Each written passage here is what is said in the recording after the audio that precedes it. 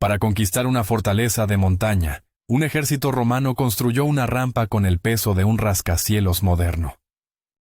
Lo hicieron para matar a menos de 1000 personas. ¿Qué encontraron en su lugar, en aquel silencio que ha resonado durante casi 2 milenios? Para entender el eco de ese silencio, primero debemos escuchar el estruendo que lo precedió, el rugido de un imperio, el clamor de una revuelta y el incansable martilleo del acero contra la piedra y la voluntad humana. La historia comienza no en la desolación del desierto de Judea, sino en sus ciudades y pueblos, años antes. Judea era un polvorín. Durante mucho tiempo había sido una provincia romana menor, administrada por un procurador bajo la supervisión lejana del gobernador de Siria. Pero esta estructura administrativa era una fina capa de barniz sobre profundas grietas. La región estaba fracturada por divisiones étnicas, religiosas y de clase, una sopa volátil de tensiones que la autoridad romana, a menudo incompetente y con poco poder militar real, no podía contener. Nuía en el año 66 de Cristo, una chispa en la ciudad de Cesarea, una simple revuelta local que se transformó en una protesta contra los impuestos, fue suficiente para encender la mecha. La respuesta romana, encarnada por el procurador Gesio Floro, fue brutal y desproporcionada.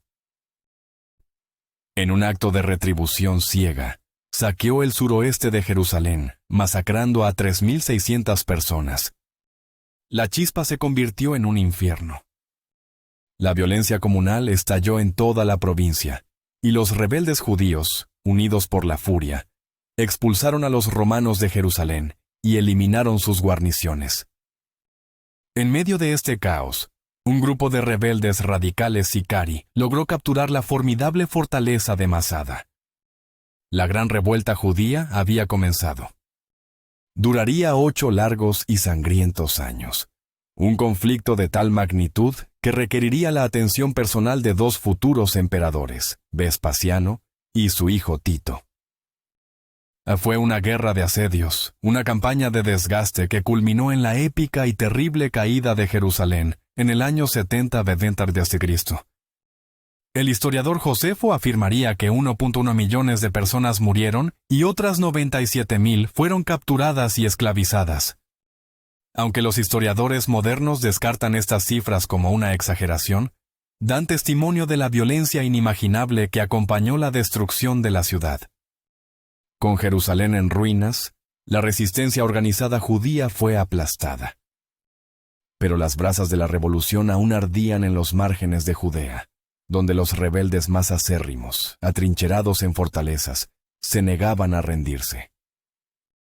Cuando Tito partió hacia Roma en el 71 d.C., dejó al nuevo gobernador militar, Lucilio Vaso, la tarea de llevar a cabo las operaciones de limpieza.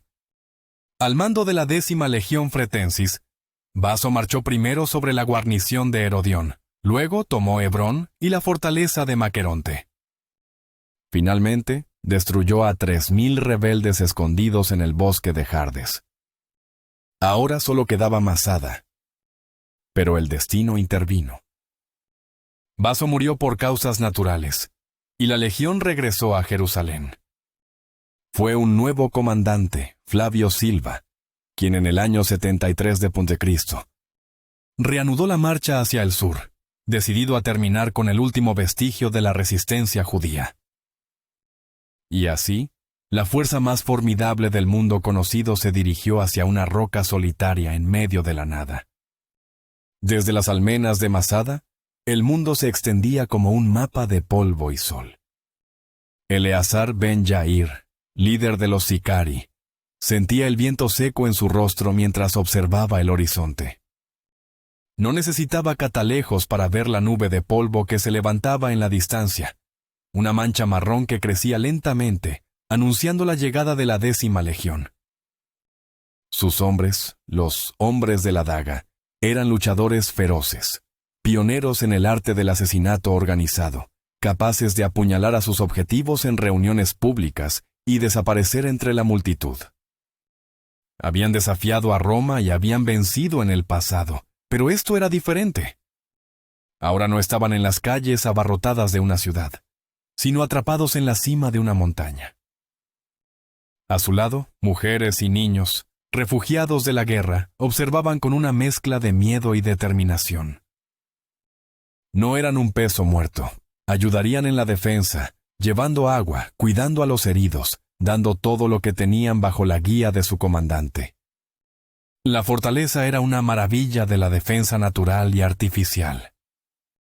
Un macizo de piedra caliza de cima plana, que se alzaba 140 metros sobre el suelo del desierto en su lado oriental, accesible solo por un traicionero sendero en zigzag, conocido como el Sendero de la Serpiente. El lado occidental, aunque más bajo con sus 80 metros de altura, seguía siendo una muralla natural imponente. Y como si eso no fuera suficiente, toda la meseta estaba rodeada por una muralla de casamata de 1.400 metros de largo y 6 metros de alto, reforzada por 30 torres de hasta 20 metros de altura. El talón de Aquiles de cualquier fortaleza, el acceso a comida y agua, había sido resuelto. 12 enormes cisternas excavadas en la roca podían almacenar 40.000 metros cúbicos de agua, el equivalente a 16 piscinas olímpicas. Largos almacenes contenían grandes cantidades de grano, aceite, vino y dátiles, preservados por el clima árido. En teoría, podían resistir indefinidamente. Pero la fuerza que se acercaba no era un enemigo cualquiera. Flavio Silva llegó en el otoño del 73 d.C. y contempló la montaña. Era un veterano, un hombre pragmático. Sabía que un asalto rápido con escaleras era un suicidio. Cualquier ataque sería lento, canalizado a través de estrechos campos de exterminio, donde los defensores tendrían una ventaja abrumadora. El terreno era demasiado empinado para la maquinaria de asedio convencional y demasiado alto para la artillería. Sus propias provisiones se agotarían mucho antes que las de los sitiados, si esperaba a que se rindieran por hambre. La respuesta era tan audaz como demente. Si la montaña no permitía que sus máquinas llegaran a la muralla, entonces construiría una nueva montaña que sí lo hiciera. La primera tarea de Silva fue asegurar su propia posición y cortar cualquier vía de escape.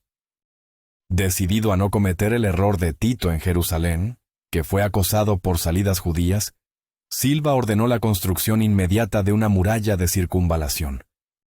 En cuestión de días, sus legionarios, utilizando picos y herramientas de trinchera, levantaron una muralla de piedra de 3 metros de altura que se extendía por 3.2 kilómetros, rodeando completamente la base de Masada. Esta fortificación fue reforzada con 8 campamentos y numerosos puestos de guardia.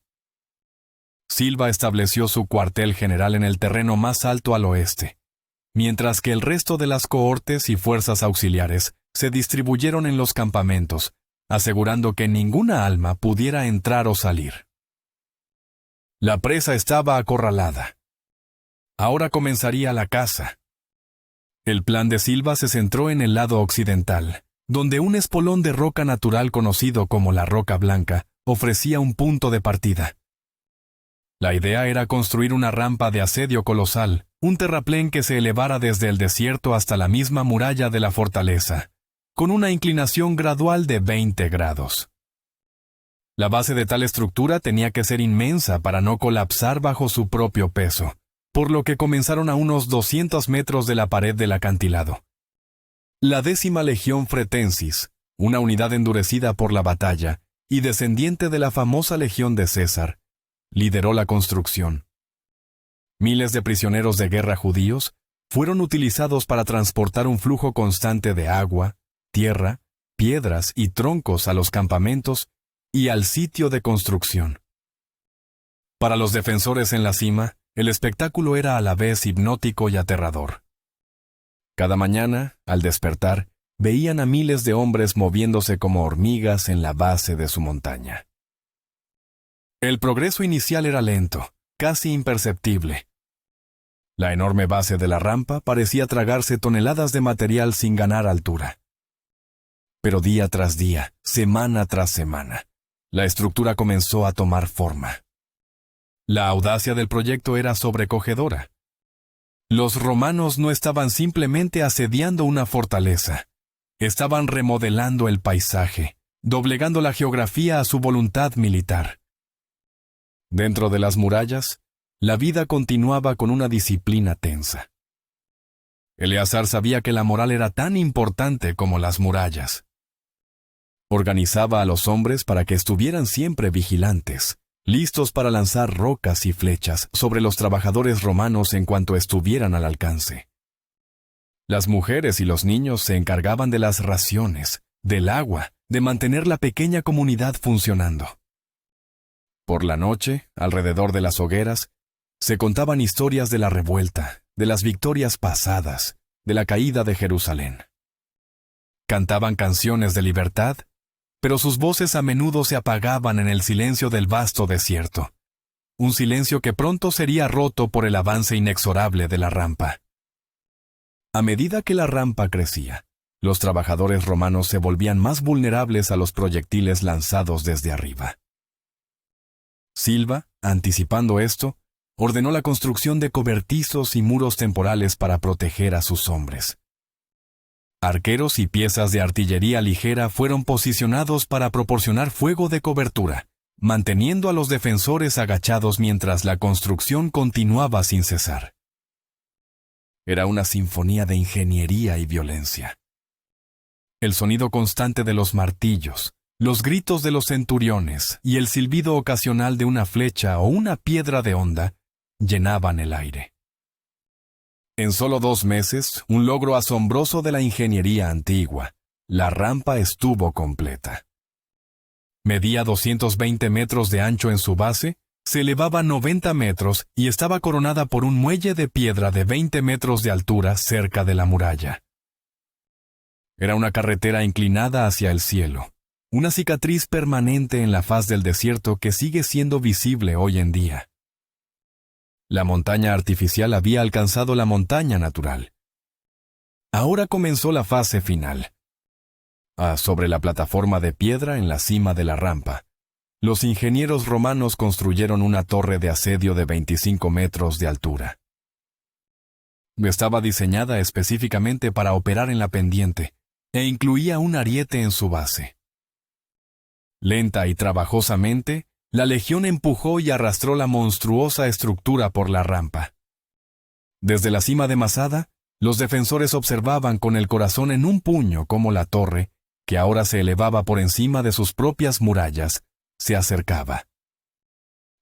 Su propósito principal, como el de muchas torres de asedio, no era solo llevar soldados, sino proporcionar una plataforma elevada para que los francotiradores y la artillería ligera pudieran disparar hacia abajo, barriendo las almenas y obligando a los defensores a buscar refugio mientras el ariete hacía su trabajo. El primer golpe del ariete contra la muralla de Casamata de Masada sonó como un trueno.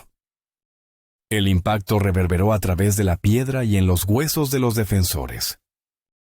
Una y otra vez, el ariete golpeaba, astillando y agrietando la muralla exterior que había permanecido intacta durante décadas.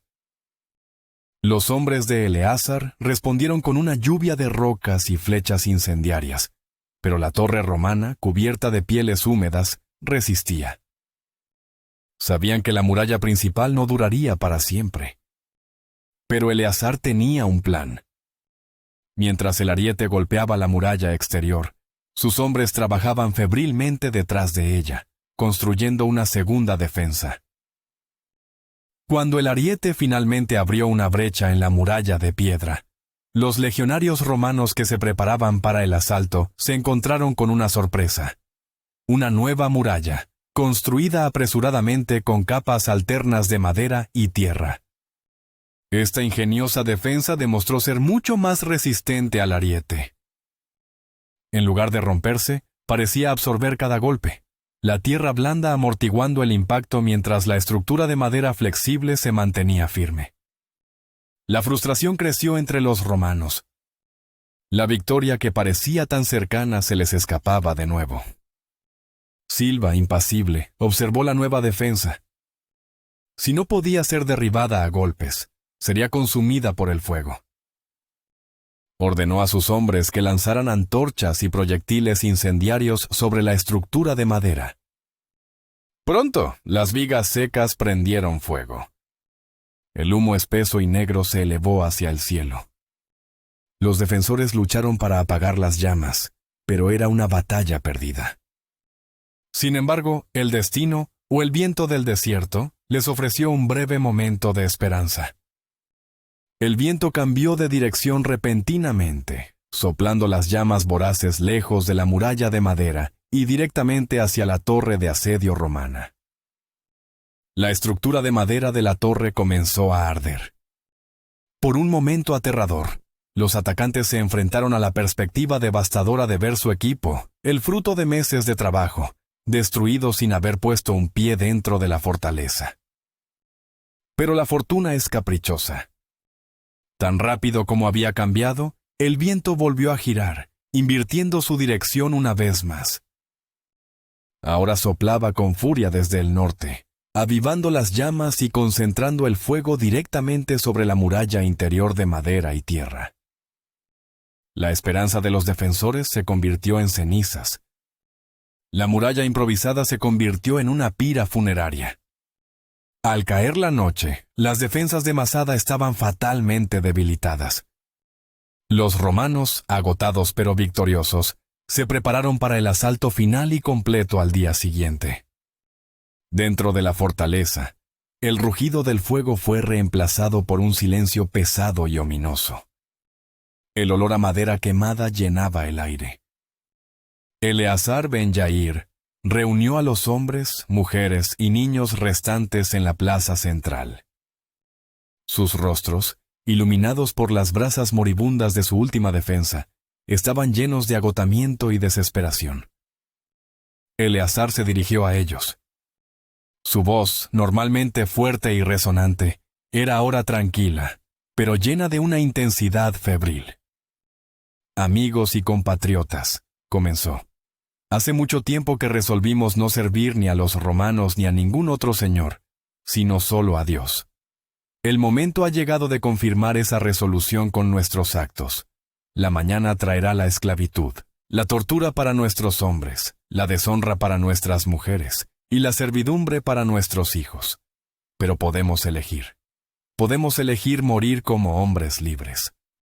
Según el relato de Josefo, que supuestamente escuchó la historia de 2 mujeres y 5 niños que se escondieron y sobrevivieron, Eleazar pronunció 2 discursos apasionados esa noche. Argumentó que la muerte era preferible a la vida bajo la tiranía romana.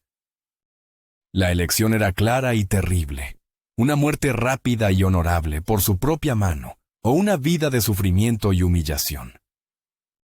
Después de una resistencia inicial, su pueblo aceptó su destino inevitable.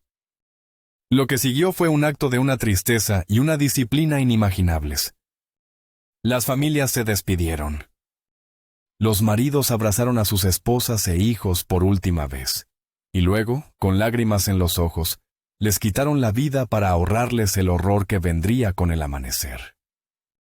Una vez que todas las mujeres y niños yacían sin vida, los hombres se reunieron. Echaron a suertes para elegir a 10 de ellos que ejecutarían al resto. Los cuerpos cayeron, uno por uno, hasta que solo quedaron los 10 elegidos. De nuevo, echaron a suertes, y un solo hombre fue elegido para quitar la vida a los otros 9. Finalmente, ese último hombre, después de asegurarse de que todos sus compañeros estaban muertos, prendió fuego al palacio y se quitó la vida. Al amanecer del 3 de mayo del 73 d.C., la 10ª legión fretensis, esperando una resistencia fanática hasta el último hombre, formó para el asalto. Con un grito de guerra, cruzaron los restos humeantes de la muralla y se desplegaron por la meseta. Pero en lugar de ser recibidos por gritos y el choque de espadas, se encontraron con un silencio absoluto y ensordecedor. El complejo estaba extrañamente quieto. A medida que avanzaban con cautela, descubrieron la horrible verdad. El palacio, los cuarteles, las casas, todo estaba lleno de los cuerpos de los judíos muertos, una escena de carnicería silenciosa. 960 personas, con la excepción de los pocos que se habían escondido, yacían muertas. Habían elegido su propio final. La caída de Masada puso fin a la gran revuelta judía. La tierra de Judea, ahora pacificada por la fuerza, se convirtió en una provincia romana independiente con su propio gobernador. Pero la abrumadora violencia hizo poco para calmar las tensiones subyacentes. En los años siguientes, los judíos se levantarían 2 veces más y cada vez serían aplastados sin piedad. El historiador Casio Dio relataría que 50 de sus fortalezas más importantes y 985 de sus aldeas más conocidas fueron arrasadas. La enseñanza de la Torá fue prohibida y la provincia fue renombrada como Siria-Palestina, un intento de borrar su identidad judía. Esto marcó el comienzo efectivo de la diáspora, extinguiendo la idea de un Estado judío durante los siguientes 1800 años. Hoy, las ruinas de Masada y la rampa romana permanecen como un testimonio silencioso de esta historia. Nos enfrentan con una mezcla de asombro y tristeza. El ingenio y la determinación de los romanos son innegables y capturan nuestra imaginación, pero suenan huecos en nuestros corazones, dado el propósito destructivo de sus máquinas. Para mí, y quizás para muchos, el asedio de Masada es un recordatorio impactante de los extremos a los que nuestra especie llegará para matarse unos a otros. Es fácil admirar la máquina de guerra romana, pero es crucial recordar el campo de cadáveres que dejó a su paso. Las tragedias humanas personales rara vez brillan a través de la niebla de la historia, y haríamos bien en no olvidarlas. Después de todo, algún día, nosotros mismos nos encontraremos en esos libros,